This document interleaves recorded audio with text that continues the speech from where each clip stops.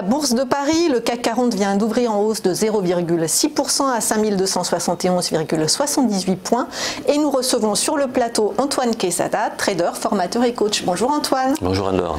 Alors le CAC 40 repart à la hausse après une pause. Est-ce que l'analyse technique confirme que cela peut durer ?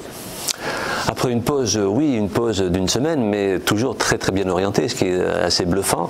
Et d'ailleurs, j'ai moi-même été bluffé. Quand je suis venu ici il y a 2 semaines, pour moi, la grosse résistance, le gros plafond de verre, c'était les 5104 points, qui correspondaient ici, quand on le voit sur ce graphique en journalier, qui correspondait à 50% de retracement par rapport au plus haut des 5600 et quelques que nous avons connus il y a déjà pas mal de temps.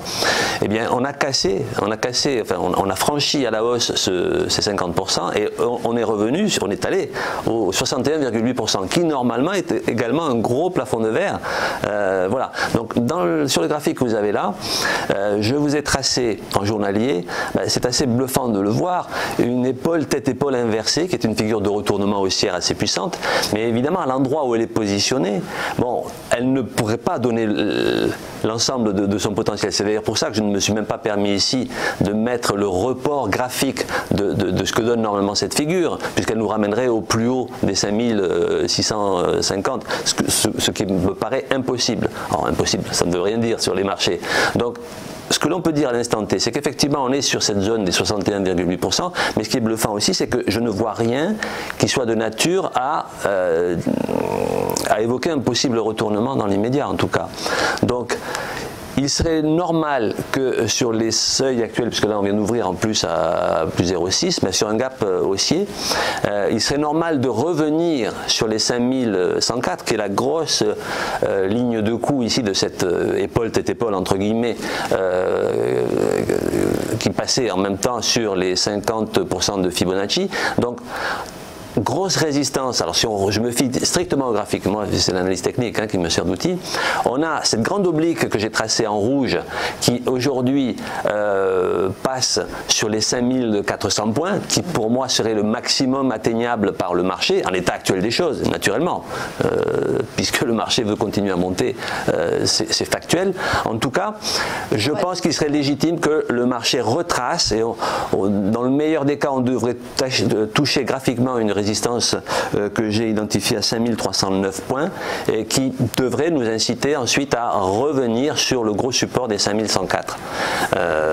Voilà, mais je ne vois aucune figure, aucun élément parlant d'un retournement potentiel. Or, il est toujours dangereux de vendre quelque chose lorsqu'on n'a pas de signal de vente. Si c'est simplement qu'on croit qu'on a atteint le maximum, c'est toujours assez risqué de le faire. Mais n'empêche que, bon, moi il y a 2 semaines, je préconisais des prises de bénéfices sur les 50% de Fibonacci.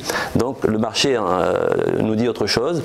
Ça montre à quel point la psychologie des investisseurs pèse sur les décisions d'achat ou de vente sur les marchés et à quel point les bonnes nouvelles, ou en tout cas les espérances, motivent les gens à continuer à être acheteurs. Donc clairement, là, selon vous, on n'a pas du tout atteint le maximum. Et alors dans ce contexte, quelles sont vos recommandations? Alors, pour moi, je pense qu'on peut aller à 5309. 5309 serait une zone... À quelle échéance? À très court terme, à très court terme maintenant. Bon, là, on a ouvert sur un gap haussier.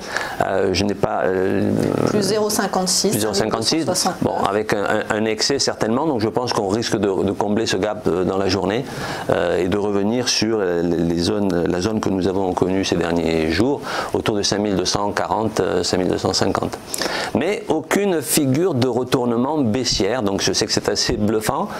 Donc quand on n'a pas d'éléments clairs disant que ça va se retourner à la baisse, je ne peux pas donner de consigne de vente, si ce n'est peut-être de prendre des bénéfices effectivement si on a déjà acheté depuis très longtemps. Mais se positionner directement à la vente serait risqué de le faire. Et se positionner à l'achat?